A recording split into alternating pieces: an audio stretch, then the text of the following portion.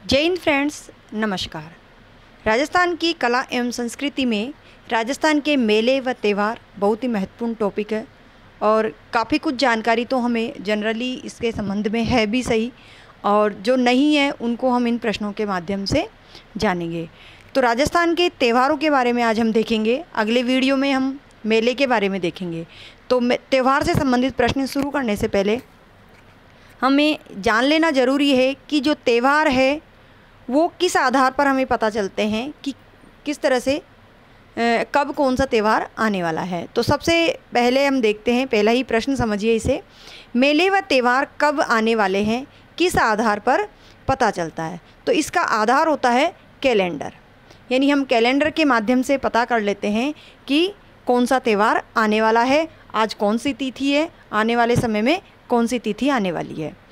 भारत के मुख्य रूप से कितने प्रकार के कैलेंडर का उपयोग किया जाता है, यानी भारत में मुख्य प्रकार से कितने कैलेंडर माने जाते हैं जिनके आधार पर हमें हमारे त्योहारों के बारे में पता चलता है। तो मुख्य रूप से 4 प्रकार के कैलेंडर है। ये पहला है ग्रेगोरियन कैलेंडर।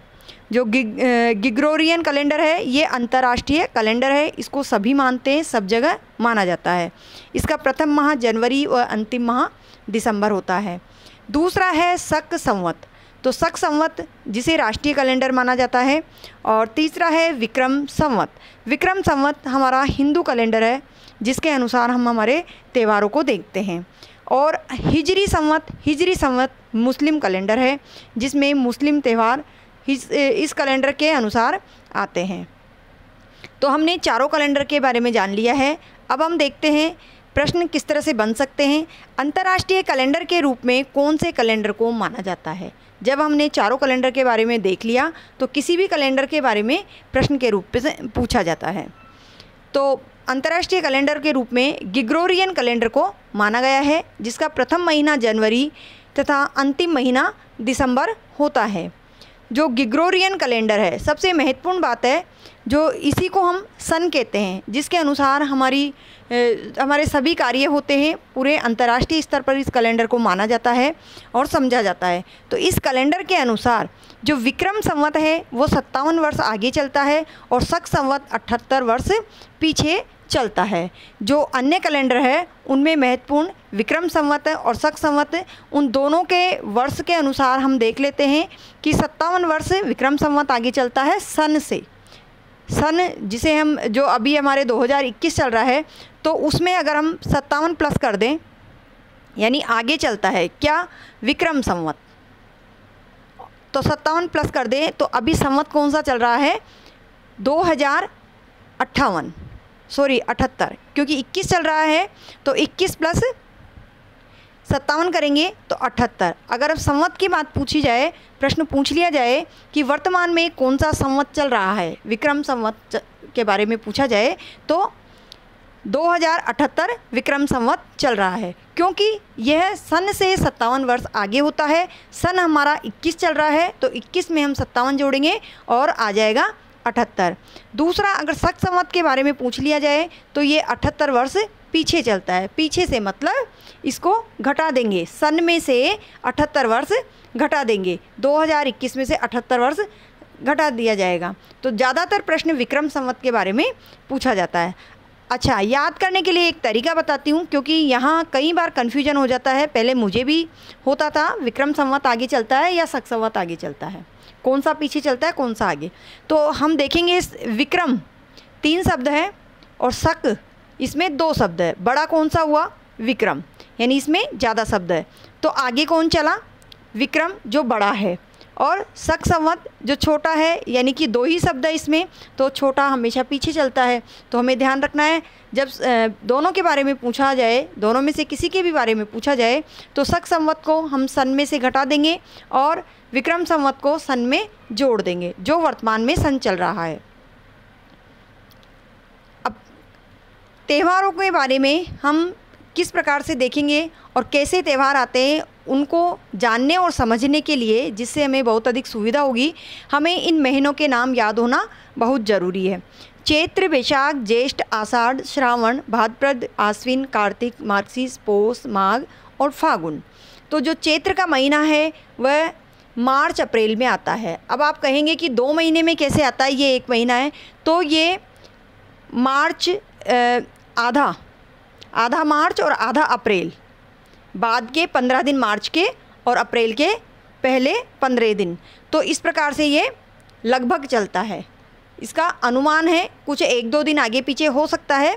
जो चैत्र का महीना है वो मार्च अप्रैल में, वैशाख अप्रैल मई में, ज्येष्ठ मई जून में, आषाढ़ जून जुलाई में, श्रावण जुलाई अगस्त में, भाद्रपद अगस्त सितंबर में, आश्विन सितंबर अक्टूबर में, कार्तिक अक्टूबर नवंबर में, मार्गशीर्ष नवंबर दिसंबर में, पोष दिसंबर जनवरी में, माघ जनवरी फरवरी में और फाल्गुन फरवरी मार्च में आता है। तो इस प्रकार से हमने महीने देख लिए।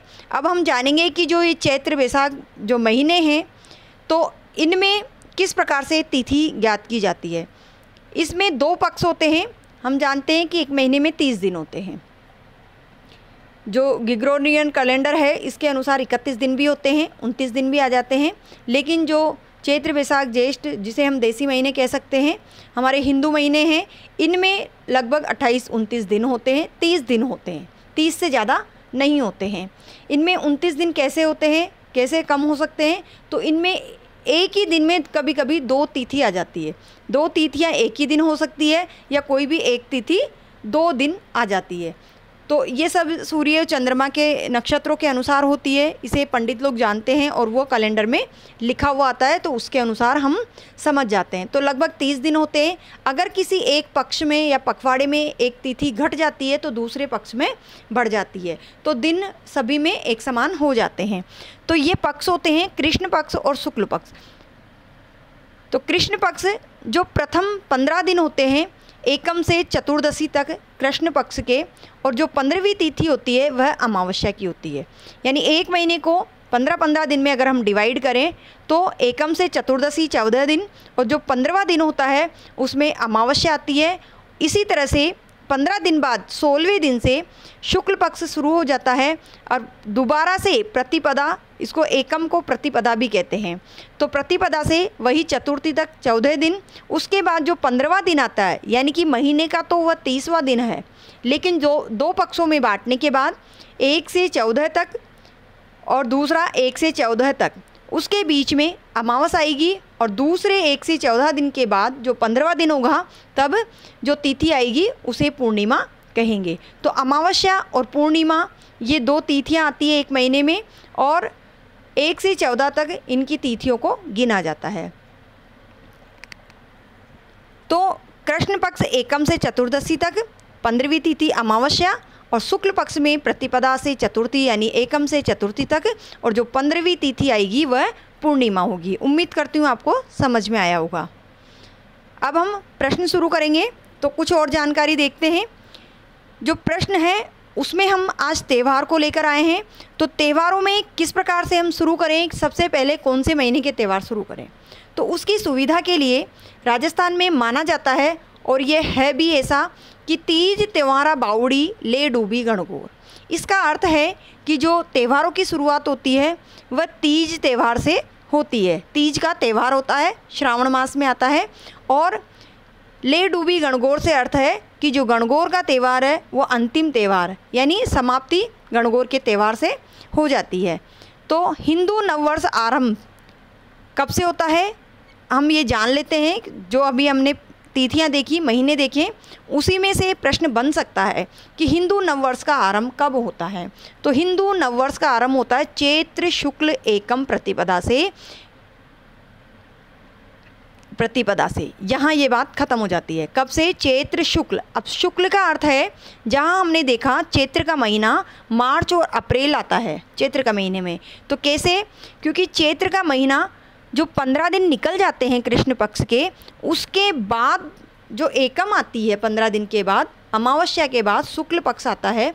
शुक्ल पक्ष की एकम से चैत्र के महीने का जो शुक्ल पक्ष है वहाँ से हिंदू नववर्ष का आरंभ माना जाता है और हम इसे नववर्ष के रूप में भी मनाते हैं। जबकि पंचांग के अनुसार हम देखें तो पंचांग के अनुसार चैत्र कृष्ण एकम से ही महीना शुरू होता है। जो महीने की शुरुआत होती है वो कृष्ण पक्ष से होती है, यानी कृष्ण पक्ष की एकम से होती है, लेकिन हिंदू नववर्ष का आरंभ चैत्र शुक्ल एकम से माना जाता है। प्रश्न देखते हैं, राजस्थान में त्योहारों का शुभारंभ कब से माना जाता है? महत्वपूर्ण प्रश्न है, कई बार पूछा गया है परीक्षा में। तो श्रावण शुक्ल तृतीया से, इस दिन छोटी तीज या श्रावणी तीज से भी कहते हैं। तो श्रावण शुक्ल तृतीया से यानी तीज के त्यौहार से त्योहारों का आरंभ माना जाता है। और इसी लाइन में यही बात कही गई है, तीज त्योहारा बावड़ी, यानी कि तीज से त्योहारों का आरंभ होता है। और ये तीज कौन सी है? श्रावणी तीज या तीज, इसका कोई अन्य और नाम नहीं है। छोटी तीज कह सकते हैं या श्रावण की तीज कहते हैं, क्योंकि जो दूसरी तीज आएगी वह भादवे के महीने में आती है और उसके अन्य नाम भी है। सिंजारा क्या है? तो सिंजारा तीज के एक दिन पूर्व, श्रावण शुक्ल द्वितीय एवं गणगौर के एक दिन पूर्व चैत्र शुक्ल द्वितीया को, यानी जो सिंजारा है वो 2 दिन आता है। 2 दिन सिंजारे का त्यौहार मनाया जाता है। एक तो श्रावण शुक्ला द्वितीया यानी कि तीज से पूर्व, दूसरा गणगौर के एक दिन पूर्व। गणगौर भी चैत्र शुक्ल तृतीया को आती है, तो उसके एक दिन पूर्व यानी द्वितीया को, चैत्र शुक्ल द्वितीया को मनाया जाता है। इस दिन नवविवाहिता एवं स्त्रियां अपने पीहर में ससुराल से आने वाले सिंजारे से अपना सिंजारा करती है, अर्थात श्रृंगार करती है। यानी स्त्रियों के लिए श्रृंगार संबंधी सभी वस्तुएं भेंट की जाती है, तो उसे ही सिंजारा कहा जाता है। कहीं जगह ससुराल पक्ष से भी जाती है, यानी जो गणगौर पे तीज पे जो लहरिया वगैरह जाता है वो ससुराल से जाता है, तो उसको भी सिंजारा कहा जाता है।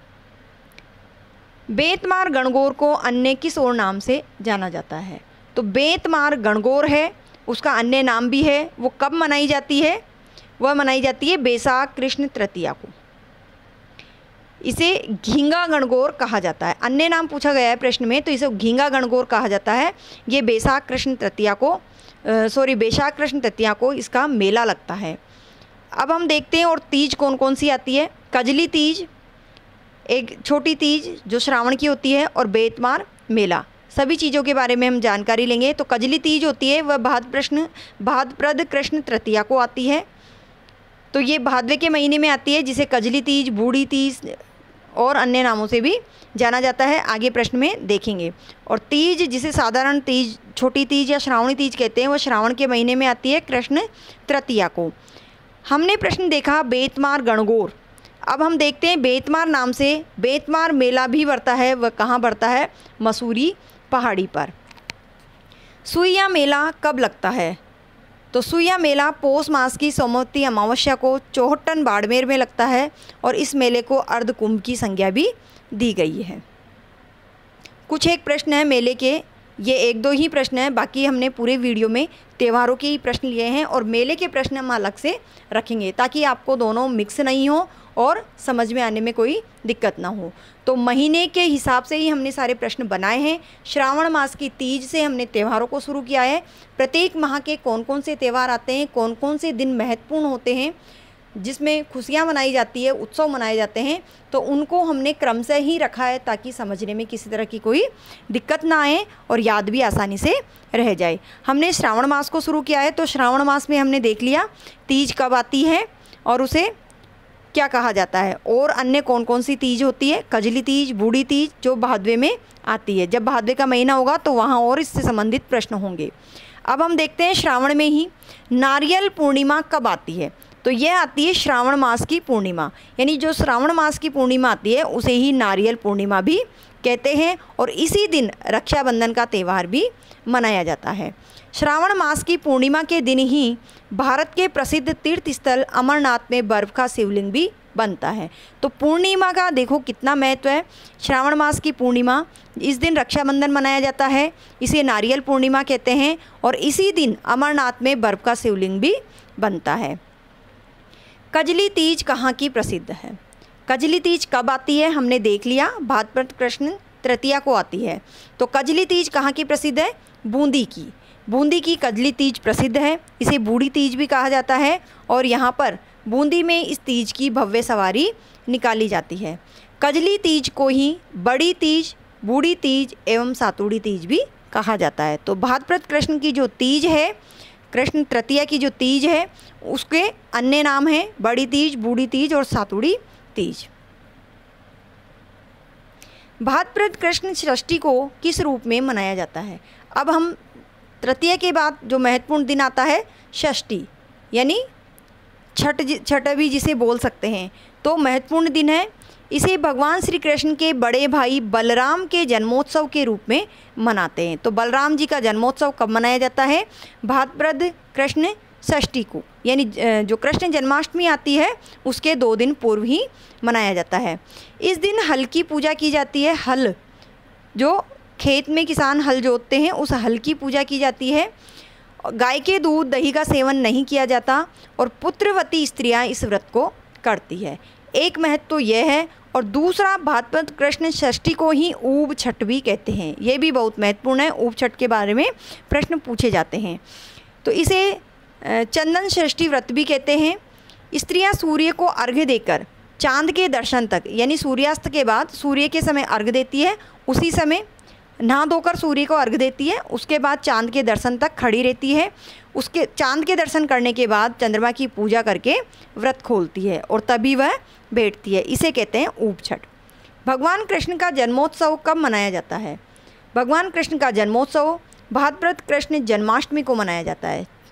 षष्ठी को बलराम जी का जन्मोत्सव मनाया जाता है और भाद्रपद कृष्ण जन्माष्टमी को कृष्ण भगवान का जन्मदिन मनाया जाता है। इसी दिन अन्य और किस कारण से भी ये दिन महत्व है? तो शक्कर पीर बाबा का आपने नाम सुना होगा।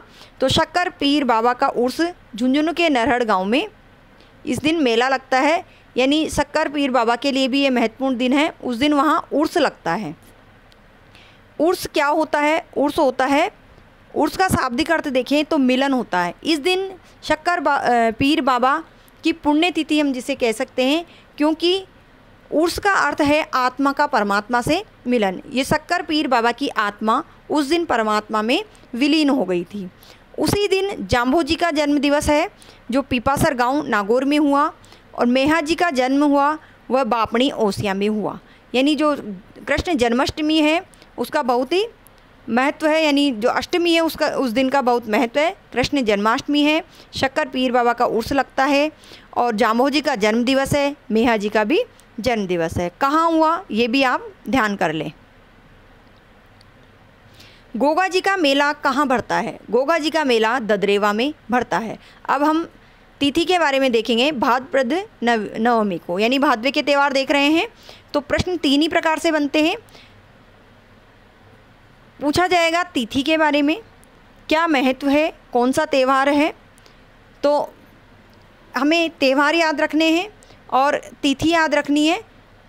मुश्किल से 2 या 3 प्रकार से इसमें प्रश्न पूछे जाते हैं, और उसका जो महत्व है वह भी उसमें पूछ लिया जाता है, जो भी मान्यता है। बच्छ बारस क्या है? तो भाद्रपद कृष्ण बारस। अब आ गए हम बारस के दिन। तो बारस ये बच्छ बारस के नाम से जानी जाती है, भाद्रपद कृष्ण बारस। इस दिन गाय बछड़े की पूजा की जाती है। गाय का दूध केवल बछड़े के लिए ही उपयोग होता है। केवल अंकुरित अनाज खाया जाता है। चाकू से कटी वस्तुओं का भी उपयोग नहीं किया जाता है। भाद्रपद कृष्ण अमावस्या को किस नाम से जाना जाता है? अब बारस के बाद अमावस के दिन का क्या महत्व है, इसे किस नाम से जाना जाता है? तो इसे सत्या अमावस जाना जाता है। अब हम भाद्रपद शुक्ल पक्ष के बारे में देखेंगे। चतरा चौथ कौन सी चौथ को कहते हैं? चतरा चौथ भाद्रपद शुक्ल चतुर्थी को कहते हैं। इस दिन गणेश चतुर्थी का त्यौहार पूरे भारतवर्ष में बहुत धूमधाम से मनाया जाता है, विशेष रूप से महाराष्ट्र में इस त्यौहार का बहुत महत्व है। वैसे तो संपूर्ण भारतवर्ष में ही विशेष रूप से मनाया जाता है, लेकिन वहाँ का प्रमुख त्यौहार माना जाता है।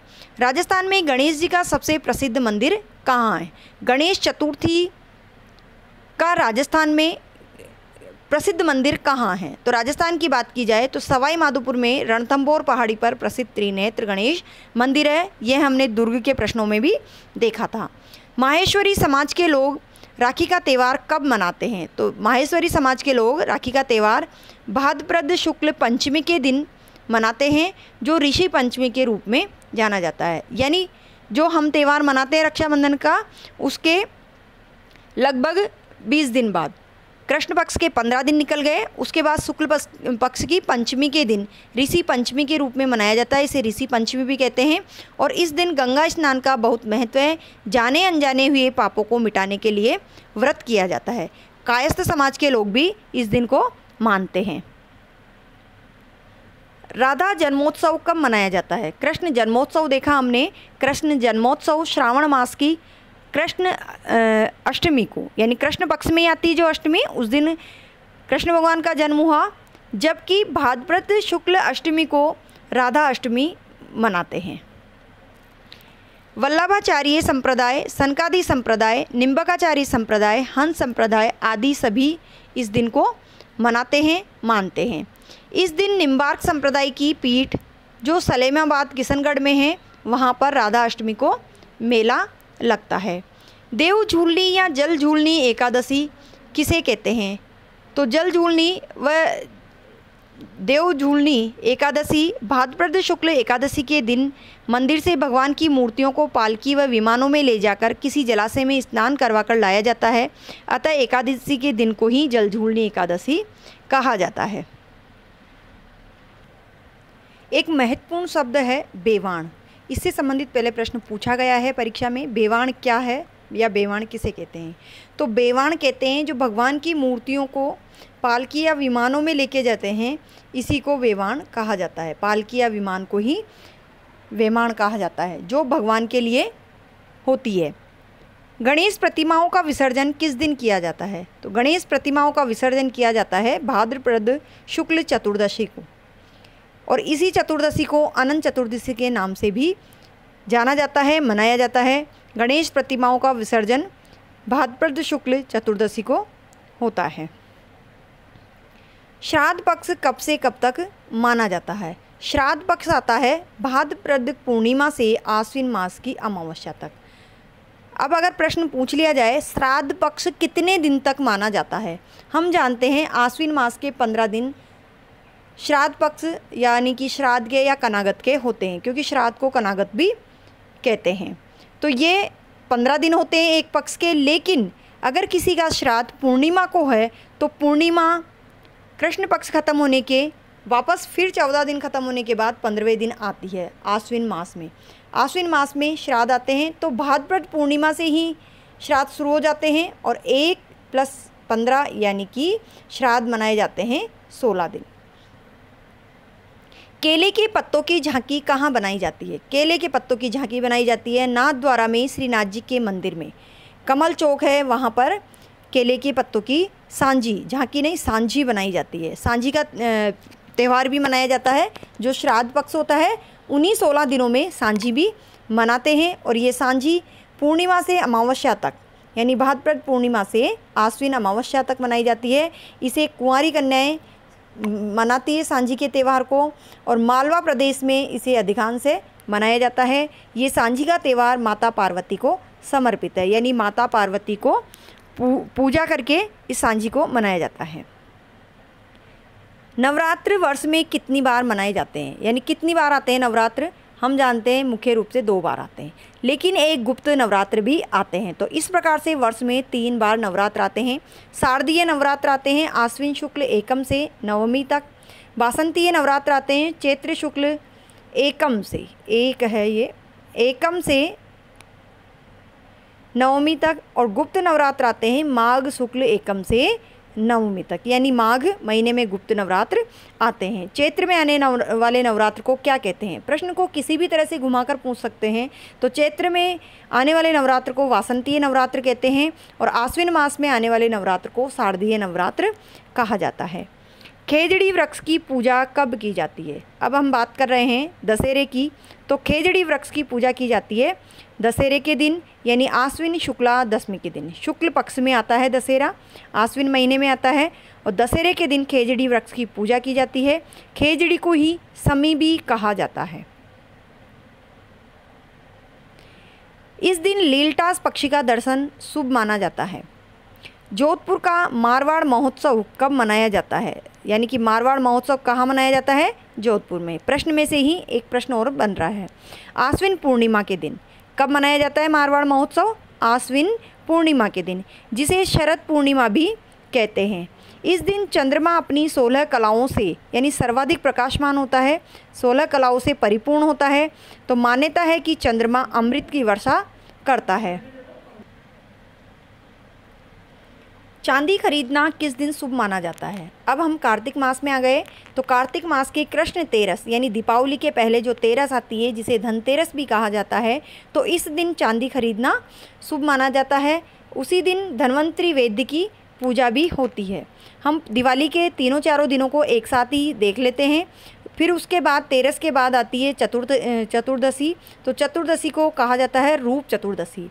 ये कार्तिक कृष्ण चतुर्दशी है। इसे छोटी दीपावली भी कहा जाता है, यानी दीपावली के एक दिन पहले जो दीपावली होती है उसे रूप चतुर्दशी व छोटी दीपावली कहा जाता है। उसके बाद दीपावली कार्तिक अमावस्या के दिन मनाई जाती है, इसे बड़ी दिवाली कहा जाता है। अमावस की सुबह ही भगवान महावीर का निर्वाण दिवस भी मनाया जाता है, यानी भगवान महावीर का निर्वाण दिवस कब आता है? तो कार्तिक मास की अमावस्या के दिन, दीपावली के दिन आता है। और आर्य समाज के संस्थापक महर्षि दयानंद सरस्वती की पुण्यतिथि भी इसी दिन आती है। और नई बही खातों का आरंभ भी इसी दिन से किया जाता है, दीपावली के दिन से। उसके बाद गोवर्धन पूजा व अन्नकूट का त्यौहार आता है। ये कार्तिक शुक्ल एकम को मनाया जाता है। एकम के बाद भैया दूज यानी जो द्वितीया आती है, उस दिन भैया दूज का त्यौहार मनाया जाता है कार्तिक शुक्ल द्वितीया को। कार्तिक महीने की शुक्ल नवमी को आंवला नवमी का त्यौहार मनाया जाता है। कार्तिक महीने में स्त्रियां सुबह सुबह स्नान करती है, पूजा पाठ करती है, मंदिरों की परिक्रमा कहती है, जिसे कार्तिक स्नान कहा जाता है। तो जो नवमी आती है, नवमी के दिन इसे अक्षय नवमी भी कहते हैं और आंवला नवमी भी कहते हैं। तो आंवले के वृक्ष की पूजा करती है, परिक्रमा लगाती है। कार्तिक शुक्ल एकादशी को देवउठनी ग्यारस, देव प्रबोधनी ग्यारस या तुलसी ग्यारस भी कहा जाता है। तो ये जो कार्तिक का शुक्ल पक्ष है, दीपावली का समय है, उसके आसपास जो भी महत्वपूर्ण दिन थे वह हमने देख लिए। अब देखते हैं पूर्णिमा। त्रिपुर पूर्णिमा किस माह की पूर्णिमा को कहा जाता है? तो कार्तिक पूर्णिमा को ही त्रिपुर पूर्णिमा कहा जाता है। भगवान शिव ने त्रिपुरासुर राक्षस का वध किया था इस दिन भगवान का मत्स्य अवतार भी हुआ था। और पुष्कर अजमेर में यहाँ मेला भी लगता है कार्तिक पूर्णिमा को। तो आध्यात्मिक दृष्टि से बहुत ही महत्वपूर्ण दिन है। भगवान शिव ने त्रिपुरासुर का वध किया, इसे त्रिपुर पूर्णिमा कहा जाता है। मत्स्य अवतार हुआ और पुष्कर अजमेर में मेला लगता है। रूठी सास को मनाने की परंपरा कब मनाई जाती है? महत्वपूर्ण दिन है यह। हिंदू कैलेंडर के अनुसार नहीं, ये जो सन आते हैं उसके अनुसार फिक्स दिन है 14 जनवरी। आजकल तो 15 जनवरी को भी मकर संक्रांति आती है, लेकिन एक निश्चित दिन है 14 जनवरी को ही आती है। मकर संक्रांति के दिन रूठी सास को मनाने की परंपरा है, प्रथा है। इस दिन और महत्वपूर्ण और क्या बातें हैं? तो इस दिन मकर राशि पर सूर्य होने के कारण इसका विशेष महत्व है। सूर्य भगवान दक्षिणायन से उत्तरायण में प्रवेश करते हैं। इस दिन को उत्तरायण का त्यौहार भी कहते हैं। अब कुछ शब्द हैं जिसको हम समझेंगे। तेरुंडा एक शब्द है जिसे हम देखते हैं। तेरुंडा क्या है? कई बार इन शब्दों को लेकर भी प्रश्न पूछ लिया जाता है। तो तेरुंडा 13 सुहागिनों को सुहाग की वस्तुएं भेंट करना, ये कब किया जाता है? ये मकर संक्रांति के दिन किया जाता है। और इस प्रकार से 13 सुहागिनों को सुहाग की वस्तुएं जो भेंट की जाती है उसे ही तेरुंडा कहते हैं। मकर संक्रांति जयपुर और कोटा में पतंगबाजी के लिए प्रसिद्ध है। पर्यटन विभाग की ओर से पतंग महोत्सव मनाया जाता है। इसके अतिरिक्त जो मकर संक्रांति का दिन है, उसी दिन असम में भोगली बिहू और तमिलनाडु में पोंगल के रूप में यहाँ त्यौहार मनाया जाता है। यानी कि 14 जनवरी को जो त्यौहार मनाए जाते हैं, असम में भोगली बिहू और तमिलनाडु में पोंगल त्यौहार मनाया जाता है। तिल चौथ आती है, गणेश चौथ की पूजा होती है। गणेश और चौथ दोनों अलग अलग है, गणेश भगवान की और चौथ माता की। इस दिन पूजा होती है। तिलकुट्टी का भोग लगता है, इसे संकट चौथ भी कहते हैं। और चौथ माता का मंदिर चौथ के बरवाड़ा में है, यानी राजस्थान में प्रसिद्ध मंदिर सवाई माधोपुर के चौथ के बरवाड़ा कस्बे में चौथ माता का मंदिर है। ये माघ मास की शुक्ल चतुर्दशी के दिन आता है। इसके बाद मौनी अमावस्या। माघ अमावस्या को मनु का जन्म दिवस के रूप में मनाया जाता है, इसे मौनी अमावस्या कहा जाता है। इस दिन मौन लेने का रिवाज है, यानी एक प्रथा परंपरा टाइप है। लड़कियां इस दिन मौन धारण करती है आधे घंटे के लिए, तो इस दिन से शुरू करती है और 1 वर्ष तक मौन धारण करती है। बसंत पंचमी माघ शुक्ल पंचमी के दिन आती है। कामदेव और रति का प्रधान रूप से पूजन होता है। पीले वस्त्रों को धारण किया जाता है। गेहूँ और जौ की स्वर्णिम बालियाँ भगवान को अर्पित करते हैं किसान लोग, और इसे वाग्देवी, माँ वाग्देवी, शारदे, इस दिन वाग्देवी भी कहते हैं, शारदे भी कहते हैं, सरस्वती भी कहते हैं। सरस्वती के ही अन्य नाम है ये, इनका पूजन होता है। और सरस्वती का प्रसिद्ध मंदिर है पिलानी झुंझुनू में। सरस्वती माँ ब्रह्मा जी और माँ सावित्री की पुत्री है। भगवान शिव का जन्मोत्सव किस दिन मनाया जाता है? तो भगवान शिव का जन्मोत्सव शिवरात्रि के रूप में मनाया जाता है, और यह आता है फागुन कृष्ण तेरस के दिन। फागुन महीने के त्यौहार देख रहे हैं हम। फागुन कृष्ण तेरस के दिन शिवरात्रि के रूप में भगवान शिव का जन्मोत्सव मनाते हैं। ढूंढ क्या है?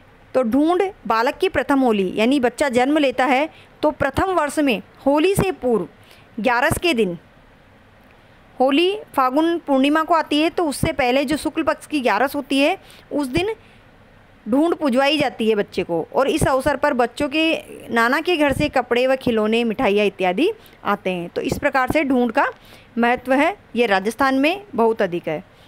भारत देश में होली के त्यौहार का क्या महत्व है? तो भारत देश में होली के त्यौहार का बहुत महत्व है। ये त्यौहार फागुन पूर्णिमा के दिन आता है और बुराई पर अच्छाई की जीत के प्रतीक के रूप में मनाया जाता है। हिरण्याकश्यप की जो बहन थी होलिका, इसको उस दिन जलाया गया था। हिरण्याकश्यप के पुत्र प्रहलाद को लेकर के होलिका आग में बैठ गई थी, क्योंकि ये राक्षस प्रवृत्ति के थे, जबकि भक्त प्रहलाद विष्णु भगवान की पूजा करते थे। तो इस बात से हिरण्याकश्यप बहुत चिढ़ता था।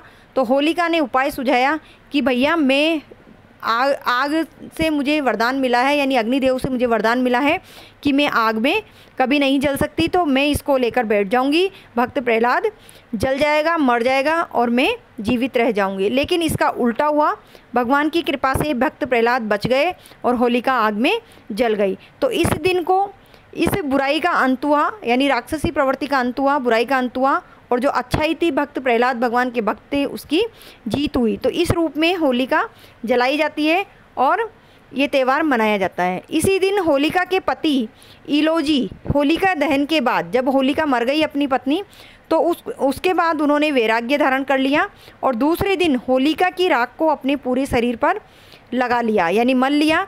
इसीलिए दूसरे दिन धुलंडी मनाई जाती है।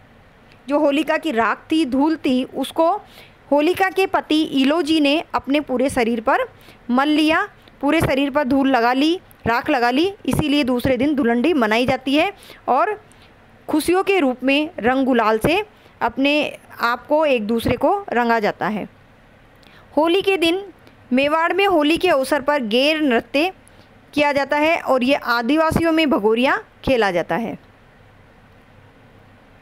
धुलंडी कहाँ की प्रसिद्ध है? होली के दिन जो दूसरा दिन होता है रंगों का त्यौहार, उसे धुलंडी कहते हैं। तो चैत्र शुक्ल एकम के दिन, यानी दूसरा महीना शुरू हो जाता है, चैत्र शुक्ल एकम के दिन होलिका की अवशिष्ट राख की वंदना की जाती है, पूजा जाता है।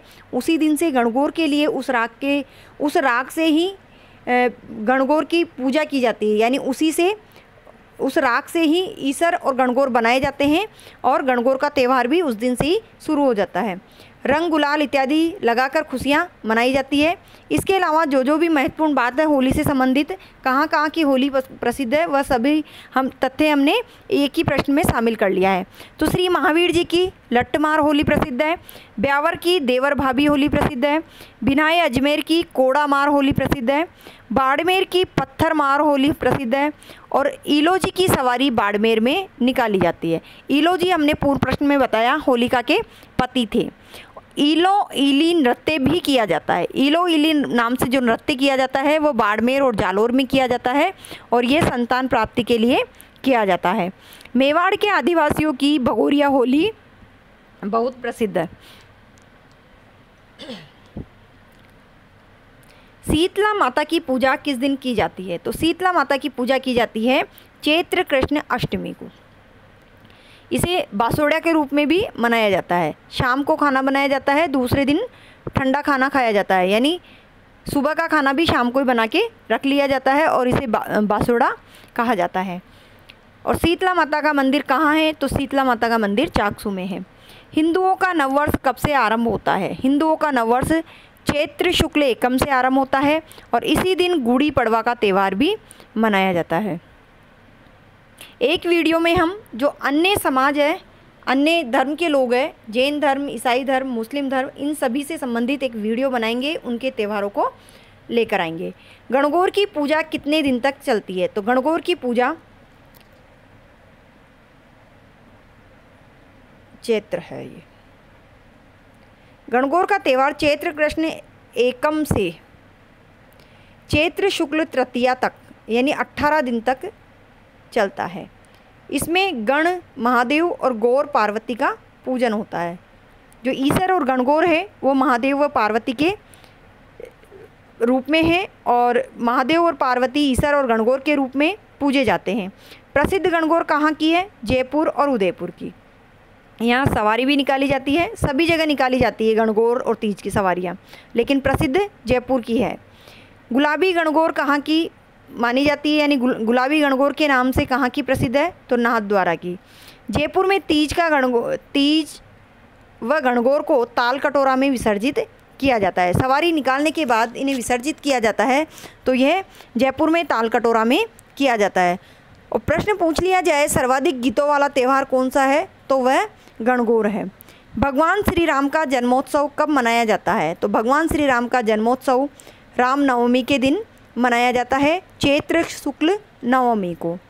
बासंती नवरात्र चैत्र शुक्ल प्रतिपदा से नवमी तक रहते हैं, यानी जो रामनवमी आती है वो बासंती नवरात्रों में ही आती है और ये नवरात्र चैत्र शुक्ल प्रतिपदा को आते हैं।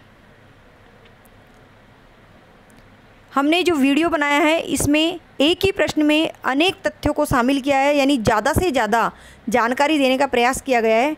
तो ये जो प्रश्न है लगभग दुगने समझिए इन प्रश्नों को, जितने भी प्रश्नों की संख्या है उससे दुगने प्रश्न है इस वीडियो में। तो प्रश्न को आप ध्यान से देखें, पूरा वीडियो देखें, त्यौहार से संबंधित आपका कोई भी प्रश्न नहीं छूटेगा और ना ही गलत होगा। तो वीडियो बहुत ही महत्वपूर्ण बनाए गए हैं, बहुत ही मेहनत करके वीडियो बनाया गया है। तो प्लीज़ अगर वीडियो पसंद आता है तो आप वीडियो को लाइक अवश्य कीजिए और अपने दोस्तों को भी इस बात की जानकारी दीजिए, उनको शेयर कीजिए और चैनल को भी सब्सक्राइब कीजिए ताकि आपको सभी वीडियो के नोटिफिकेशन टाइम से मिल सके। सतयुग और त्रेता युग का आरंभ किस दिन से माना जाता है? सतयुग और त्रेता युग का आरंभ माना जाता है शास्त्रों के अनुसार अक्षय तृतीया के दिन। अक्षय तृतीया कब आती है? अक्षय तृतीया आती है वैशाख शुक्ल तृतीया को। इस दिन सतयुग व त्रेता युग का आरंभ माना जाता है, ऐसा शास्त्रों में लिखा है। आखा तीज भी इसे कहते हैं। इस दिन कृषक 7 अन्नों का पूजन करके शीघ्र वर्षा की कामना करते हैं। ज्येष्ठ माह में कौन कौन से दिन महत्वपूर्ण माने जाते हैं? तो ज्येष्ठ माह के सभी दिनों को हमने एक ही प्रश्न में शामिल कर लिया। ज्येष्ठ अमावस्या वट सावित्री व्रत किया जाता है, इसे बड़मावस भी कहते हैं। ज्येष्ठ शुक्ला एकादशी, ज्येष्ठ शुक्ला एकादशी आती है उसे निर्जला एकादशी कहा जाता है।